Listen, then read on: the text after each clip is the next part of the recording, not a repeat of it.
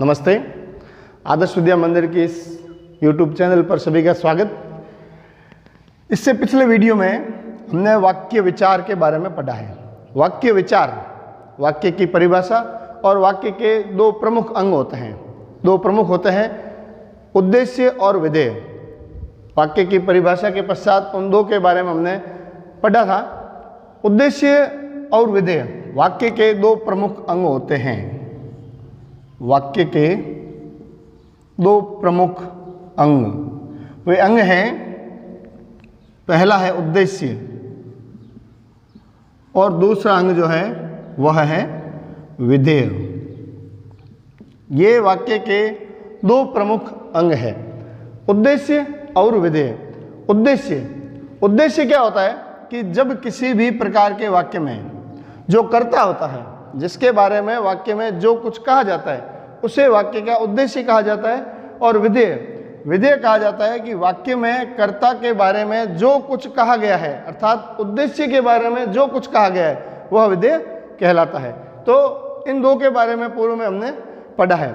आगे आज हम देखेंगे वाक्य के भेद।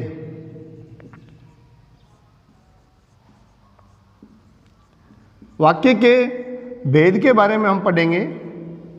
वाक्य के भेद मूल रूप से तीन भागों में विभाजित किए हुए हैं। वाक्य के जो भेद हैं वह मूल रूप से तीन भागों में विभाजित किए हुए हैं। क्रिया के आधार पर पहला प्रकार है क्रिया के आधार पर, दूसरा प्रकार है अर्थ के आधार पर,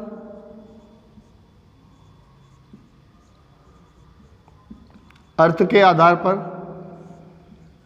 और तीसरा जो भेद है वह है रचना के आधार पर। रचना के आधार पर। तो वाक्य को तीन भागों में हम विभाजित कर सकते हैं, क्रिया के आधार पर, अर्थ के आधार पर और रचना के आधार पर।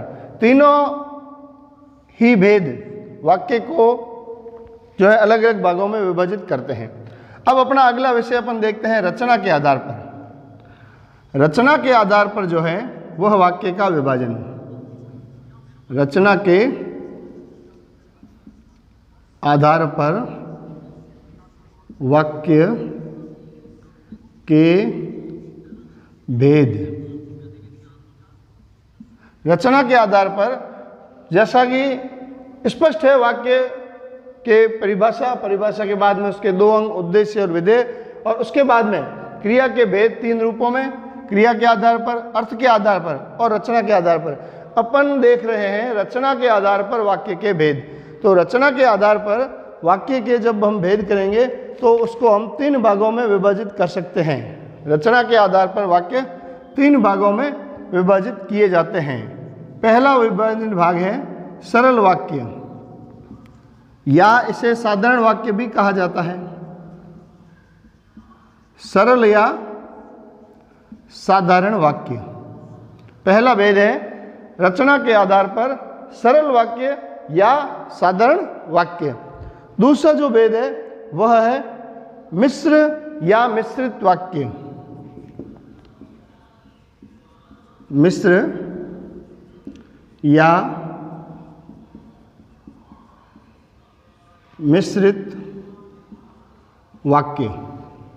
पहला प्रकार हो गया सरल वाक्य, दूसरा हो गया मिश्र वाक्य। तीसरे भेद के बारे में अपन देखेंगे। तीसरा भेद है संयुक्त वाक्य।